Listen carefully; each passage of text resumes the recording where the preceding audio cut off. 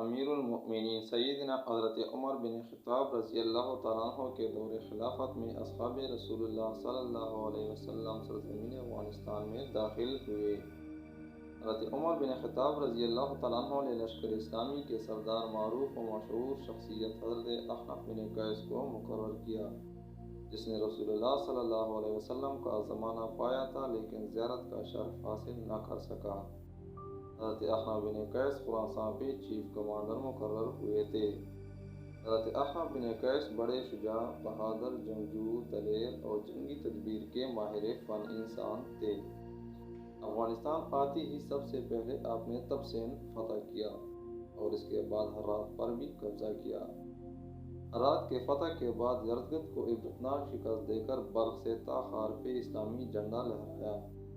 آپ نے ان تمام شہروں کے انتظامات مشہور صحابی حضرت عامر بن ربیعہ رضی اللہ تعالیٰ عنہ کو حوالے کی۔ حضرت عمر بن خطاب رضی اللہ تعالیٰ عنہ کے حکم کے مطابق آپ یہیں پہ رک گئے، اس سے آگے جانے کی اجازت نہ تھی۔ خلیفہ سوم حضرت عثمان رضی اللہ تعالیٰ عنہ کے دور میں کچھ باغیوں کی کمر توڑ کر جوزجان، تالقان اور فاریاب کو بھی اسلامی جھنڈے کے نیچے شامل کیا۔ بعد میں حضرت عثمان رضی اللہ تعالیٰ عنہ نے نامور اسلامی جرنیل صحابی رسول صلی اللہ علیہ وسلم حضرت عبدالرحمن ابن سمرہ رضی اللہ تعالیٰ عنہ کو بھیجا، جو انتہائی جوش و جذبے کے ساتھ افغانستان میں زرنج کے علاقے سے داخل ہوئے، جس نے زرنج سمیت بلوچستان کا کچھ حصہ علاقہ بآسانی سے فتح کیا۔ اس کے بعد آپ کی نظر قندھار کی تھی اور اسی طرف نکلے۔ وہاں بت پرستوں کا ایک وسیع مندر تھا جس میں بڑے بڑے بت رکھے گئے تھے، جس کے قدرت مند ہندوستان سے آ کر بتوں کے سامنے اپنا پیاس بجھاتے۔ قندھار پہنچتے ہی بڑے بڑے بت خانے کا محاصرہ کیا گیا۔ تقریباً 4 مہینوں کے بعد قندھار بذریعہ صلح فتح ہوا اور بت خانے میں بزور شمشیر داخل ہوئے۔